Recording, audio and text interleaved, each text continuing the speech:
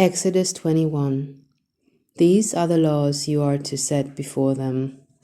Hebrew servants. If you buy a Hebrew servant, he is to serve you for 6 years. But in the 7th year he shall go free, without paying anything. If he comes alone, he is to go free alone. But if he has a wife, when he comes, she is to go with him. If his master gives him a wife, and she bears him sons or daughters, the woman and her children shall belong to her master, and the only man shall go free. But if the servant declares, I love my master and my wife and children, and do not want to go free, then his master must take him before the judges. He shall take him to the door or the doorpost, and pierce his ear with an awl. Then he will be his servant for life. If a man sells his daughter as a servant, she is not to go free as male servants do.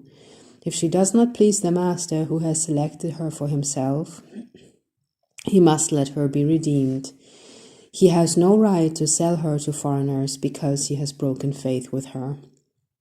If he selects her for his son, he must grant her the rights of a daughter.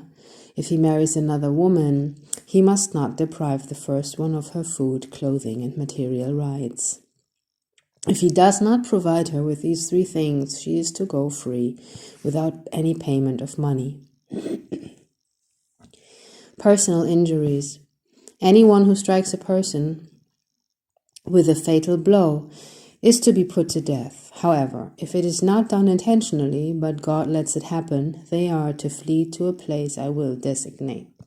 But if anyone schemes and kills someone deliberately, that person is to be taken from my altar and put to death.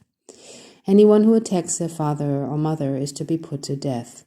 Anyone who kidnaps someone is to be put to death, whether the victim has been sold or is still in the kidnapper's possession. Anyone who curses their father or mother is to be put to death. If people quarrel and one person hits another with a stone or with their fist, and the victim does not die but is confined to bed, the one who struck the blow will not be held liable, for the other can get up and walk around outside with a staff. However, the guilty party must pay the injured person for any loss of time and see that the victim is completely healed. Anyone who beats their male or female slave with a rod must be punished if the slave dies as a direct result, but they are not to be punished if the slave recovers after a day or 2, since the slave is their property. If people are fighting and hit a pregnant woman and she gives birth prematurely, but there is no serious injury, the offender must be fined whatever the woman's husband demands and the court allows.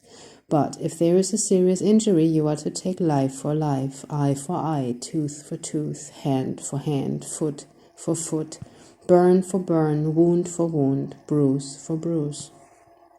An owner who hits a male or female slave in the eye and destroys it must let the slave go free to compensate for the eye.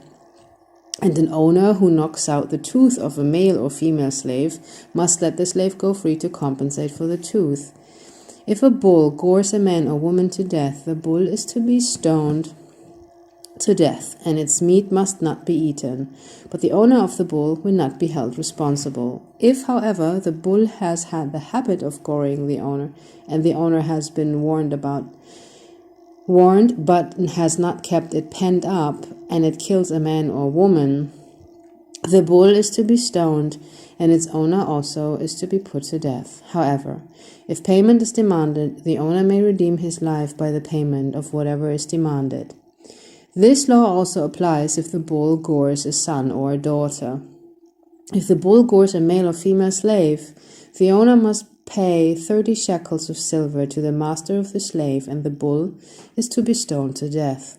If anyone uncovers a pit or digs one, or fails to cover it and an ox or a donkey falls into it, the one who opened the pit must pay the owner for the loss and take the dead animal in exchange.